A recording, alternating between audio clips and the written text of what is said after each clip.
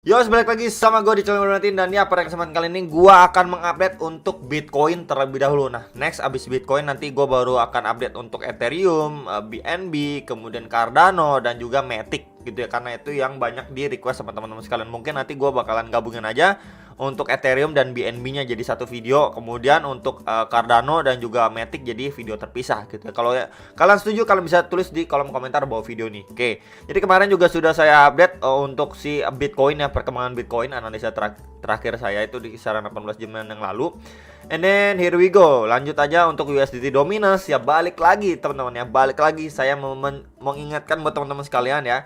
Namanya dominasi ya. Jadi memang setiap video saya itu biasanya diawali dengan analisa USDT dominance, Bitcoin dominance. Itu adalah dominasi dan bukan koin ya. Jadi balik lagi ya, bukan koin teman-teman. Jadi Bitcoin dominance itu cukup berpengaruh untuk altcoin. Ya, jadi kalau misalkan Bitcoin dominasi ini cenderung turun ya, berarti memang di situ kita melihat adanya perpindahan alokasi dana dari yang tadinya mentradingkan Bitcoin itu mungkin akan pindah ke altcoin. Ya, kemudian kalau USDT dominance ini biasanya berkebalikan dengan pergerakan Bitcoin. Jadi ini bisa menjadi salah satu alat bantu kita untuk menganalisa market. Tapi disclaimer terlebih dahulu, kalau misalkan kita lihat USDT dominance ini turun ya, let's say turun seperti ini, bukan berarti Bitcoinnya itu fix pasti naik seperti ini, bukan. Ya, bukan seperti ini. Ya. Loh, terus bagaimana? Ini hanyalah menjadi salah satu alat bantu kita karena kan dia nggak ke mirror 100% gitu ya. Jadi kalau misalkan pun untuk USD dominance ini berangsur turun atau mengalami penurunan yang lumayan signifikan, maka kita akan mendapatkan chance lebih besar ya. Ini chance lebih besar untuk Bitcoin itu bisa rebound. Ingat, ini chance ya, bukan di mirror 100% gitu ya teman-teman. Jadi disclaimer itu dulu ya, jangan salah paham dulu. Oke, jadi memang terakhir kali sudah kita coba bahas ya untuk penurunannya USD dominance dan target penurunannya, dan ya dia udah mencapai ke target yang kemarin juga sudah saya mention di video kemarin ya. Jadi memang kenapa di box warna merah ini kita bisa lihat sebelumnya ini menjadi area support and then resisten dari pergerakan USD dominance secara time frame 4 jam biar lebih jelas ya kelihatan. Pada tanggal 12 Juni terakhir kali ketika dari tes kemudian mengalami kenaikan yang cukup signifikan bahkan sampai ke kisaran 9,45%. Ya, jadi memang ketika dia retest ke kisaran area sini sangat wajar jikalau kita bisa lihat dia tersideways dulu dari penurunannya atau malah mengalami pemantulan. Ya, jadi memang hal seperti ini yang benar-benar perlu kita perhatikan dan waspadai. Jadi ketika dia drop ya, teman kita bisa lihat ketika dia drop, kemudian di sini dia mulai mengalami slowing down atau bahkan dia make decision untuk rebound dulu gitu ya. Hal seperti yang benar-benar perlu kita waspadai atau antisipasi. Jikalau hal seperti ini yang terjadi, maka untuk Bitcoin lebih besar chance-nya akan tertekan kembali. Ya, jadi hal seperti ini yang perlu diwaspadai. Untuk kita breakdown lebih lanjut lagi ya, area-area berapa ataupun ya range area resisten yang benar-benar perlu kita perhatikan ya untuk jangka pendeknya. Oke, ini akan saya mundurin dulu beberapa areanya. Dan ya kita lihat ini dari time frame 4 jamnya pun udah clear banget, ini kelihatan downtrend ya teman-teman di sini tuh. Ya, ini kelihatan downtrend. Ini akan saya hapus dulu aja. Di sini adalah high, lower high, lower high, lower high, and then potentially lower high. Ya, ini low, lower low, lower low, and then lower low. Jadi clear banget ini downtrend. Jadi kita perlu sekali perhatikan ya teman. Kalau misalkan struktur jangka pendeknya ini dipatahkan ya, istilahnya dia balik uptrend ya, ini adalah hal yang cukup buruk untuk ke Bitcoinnya. Ya, jadi memang area-areanya secara range kita bisa perhatikan ini dulu ya. Ini adalah area pertama yang benar-benar perlu diperhatikan. Kemudian di sini ada range area kedua ya. Kemudian di sini adanya range target area ketiga. Nah, ini ya yang benar-benar area yang perlu diperhatikan dan diwaspadai sama kita. Jadi kita bisa perhatikan untuk range yang pertama ini di sekitar 6,79 sampai 6,9%. Ya, jadi ini untuk area resisten pertama. Next ini di kisaran 7,04 sampai 7,14%, dan di resisten ketiga ini di kisaran 7,3 sampai 7,4%. Nah, di sini kita bisa lihat ini adanya confluence of resisten ya. Sebelumnya di support resisten, ketika di flip ya menjadi resisten, plus di situ ada EMA 34 dan 55 secara time frame 4 jam.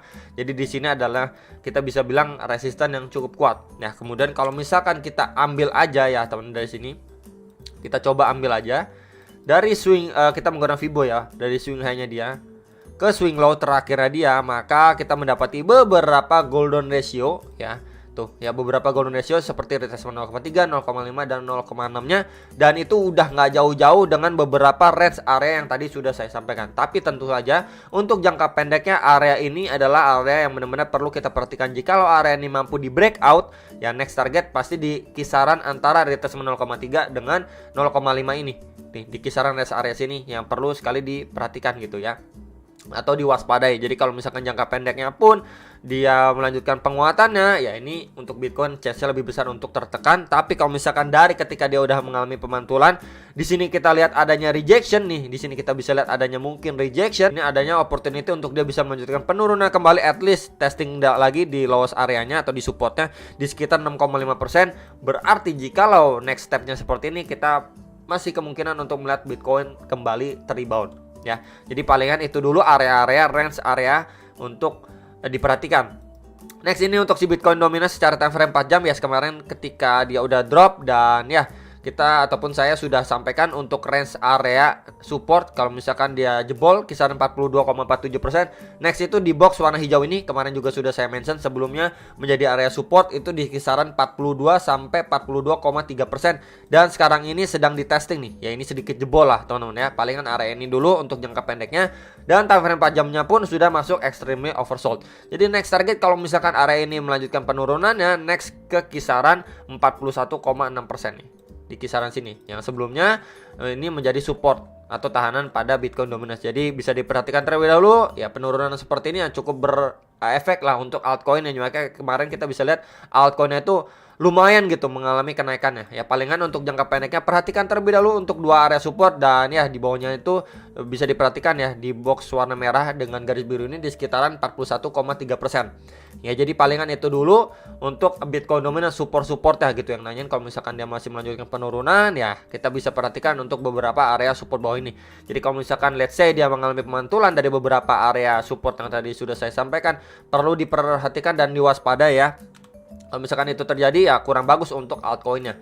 Ya palingan itu dulu untuk Bitcoin dominance. Next ini untuk Bitcoin secara daily time frame, and yes jadi kita bisa lihat ya ini terbentuk ya bear flag pattern, yes ya, dan ya dia ini sempat nge-retest. Kita bisa lihat ini waktu bullish candle dia nge-retest, kemudian ya belum mampu benar-benar break, and then next candlenya dia coba jump ya, nge-spike sampai 22.900-an dolar, kemudian kena rejection, and then sekarang ini ya posisinya dia lagi ngetes di area box warna hijau ini yang sebelumnya menjadi area resisten dari pergerakan Bitcoin sebelumnya, and then di flip menjadi support. Ini di sekitaran 21.500 sampai 21.800-an dolar. Dan di situ juga ada EMA 34 atau garis warna biru ini. Jadi kalau misalkan Bitcoin masih mampu bertahan di kisaran area ini akan saya coba ubah dulu ya.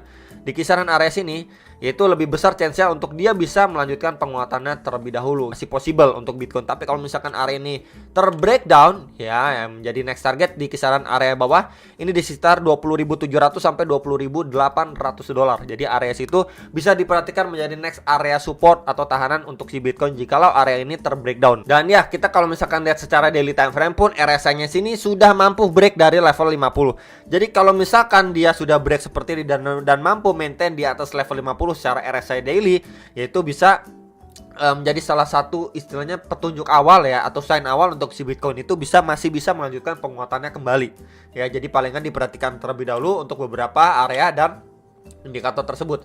Kemudian kita kalau misalkan lihat untuk pergerakan sebelumnya, kita bisa lihat pada pergerakan sebelumnya pada Bitcoin ini ya selalu tertekan atau gak mampu close di atas EMA 34 secara daily time frame atau garis warna biru ini. Kita bisa lihat ini ya tertekan di bawah ya, ketika dia retest ini benar-benar nggak mampu untuk close di atas ya. Bahkan ini juga udah retest ya untuk RSI-nya di level 50 ya. Kemudian ini adalah hal yang berbeda kalau misalkan kita lihat pada pergerakan Bitcoin sekarang ini ya, akhirnya dia mampu close di atas EMA 34 ya. Ini adalah salah satu pertanda awal ya yang cukup bagus. Nah, tinggal PR-nya Bitcoin itu harus mampu mempertahankan ya di atas EMA 34 atau garis warna biru ini untuk bisa melanjutkan penguatan yang kembali. Tapi nggak cuma di situ aja teman-teman, di sini adanya strong resistance area di box warna biru yang sudah saya sampaikan di beberapa video yang lalu, udah sering saya sampaikan. Ini di sekitaran 22.500-an sampai 23.300 dolar. Jadi ini adalah range area resistance yang benar-benar kuat untuk si Bitcoin. Terakhir kali disentuh itu pada 16 Juni. Kita bisa lihat nih terakhir kalinya, kemudian dia drop dalam. Nah, sekarang ini disentuh kembali. Ya, perlu sekali diperhatikan dan diwaspadai. Jadi kalau misalkan ya let's say area sini itu jarang disentuh gitu ya, ya bisa aja berpeluang untuk kena reject kuat. Tapi kalau malah posisinya atau kondisi saat ini ya dia mampu bertahan di atas EMA 34, kemudian dia mencoba break lagi di sini, dia break gitu ya. Next yang bisa kita lihat, kita bisa pergunakan ya EMA 55 atau garis warna merah ini. Ini di sekitaran sekarang posisinya 23.800-an dolar. Jadi palingan itu dulu aja terdekat ya, beberapa area support and then resistance terdekat untuk Bitcoin yang sudah saya sampaikan ke teman-teman sekalian. And then kalau misalkan kita menggunakan bantuan ya si Mbah Fibonacci ya, kita ambil aja dari swing high terakhirnya dia ya di sini. Ya ketika dia ini kan nge-spike terus drop ya, kemudian naik lagi. Saya ambil dari swing high-nya terakhir ke swing low-nya dia. Ya ini, maka kita akan mendapati beberapa golden ratio ya seperti biasanya. Dan di sini precisely ya kita bisa lihat ya di Fibo atau retracement 0,382 itu di sekitaran 22.994 dolar ya, atau udah mendekati 23.000 dolar. Di situ kita bisa lihat ya ini dekat sekali dan kena rejection. Plus juga dia di dalam ya hampir di tengah-tengah range box yang saya sudah tandain warna biru ini. Jadi memang ini adanya confluence of resistance. Ya, next lagi di sini. Jadi retracement 0,5 atau di sekitaran 24.600-an. Nah, selanjutnya itu di sekitaran area sini, teman-teman. Ya, di retracement 0,6 atau sekitaran 26.300 dolar di sini. Ya, jadi bisa diperhatikan terlebih dahulu untuk beberapa area golden ratio dari Fibonacci ya, dari Mbah Fibonacci yang benar-benar perlu diperhatikan untuk secara jangka pendeknya untuk si Bitcoin. Ya, sebelum nanti menjelang kenaikan suku bunga yang akan dilancarkan atau ya kisaran tanggal 26, 27, 28 ya, sekitar tanggal itu udah benar-benar perlu diperhatikan atau diwaspadai sama kita semua khususnya gitu ya untuk pergerakan Bitcoin secara daily-nya. Next ini secara time frame 4 jam yes. Jadi ketika dia udah going up gitu ya, kena rejection and then dia masih mencoba bertahan di box warna ungu ini yang sebelumnya menjadi area resistance, ketika di breakout ya berubah menjadi support, dan ya dia masih overall masih mampu close di atas ya, nggak nyampe di close di bawah walaupun sempat bikin tail candle ke bawah. Ini di kisaran 21.590 sampai 21.790 dolar. Jadi range area sini yang bisa perlu kita perhatikan untuk secara time frame 4 jamnya. And then next area ya yang bisa diperhatikan itu di kisaran 21.100 sampai 21.300 dolar. Kalau misalkan area yang lebih bawah lagi ya, kita bisa gunakan area ketika terakhir kali dia ngepam gitulah ya di kisaran sini.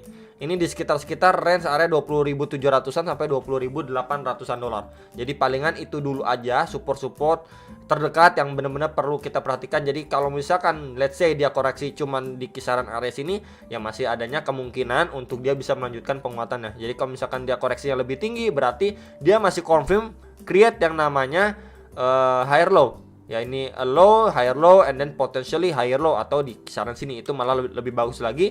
Dan ya itu mengkonfirmasikan untuk jangka pendek ya dia masih uptrend. Ya tuh kurang lebih seperti ini. Tapi kalau misalkan dia gagal untuk create yang namanya higher low, next potentially yang benar-benar perlu kita perhatikan adalah lowest area terakhirnya waktu dia sebelum ngepam gitu ya di kisaran sini. Ya. Jadi kalau misalkan area ini pun jebol, wah itu udah berhati-hati, mungkin udah pertanda perubahan atau transisi dari uptrend jangka pendek menjadi downtrend kembali. Jadi itu dulu area-area yang benar-benar perlu diperhatikan secara time frame 4 jam. Dan tambahan untuk time frame 1 jamnya, ini posisinya dia sedang testing terhadap EMA 34 dan 55 secara time frame 1 jam. Ya, kita bisa lihat di sini. Ya terakhir kali dia ngetes ini kena rebound. Ya tuh. Terus sebelumnya dia ngetes bahkan sempat drop di bawahnya seperti fake out gitu ya, seperti mau drop lebih dalam tapi malah mantul kenceng ya itu teman-teman ya. Jadi memang masih ada kemungkinan untuk dia ngetes nih ya, ngetes ataupun seperti terfake out gitu ya, seperti dia ya drop di bawahnya, close di bawahnya, kemudian gak lama dia malah rebound lagi gitu ya. Jadi bisa diperhatikan untuk range-nya palingan EMA 34 dan 55 ataupun di loss areanya di 18 Juli ini ya. Pas malam kemarin tuh kisar-kisaran 21.400-an dolar. Jadi itu aja dulu yang perlu diperhatikan dan beberapa area resistance masih sama ya. Semoga video ini bisa membantu dan sampai jumpa untuk next video. Salam profit.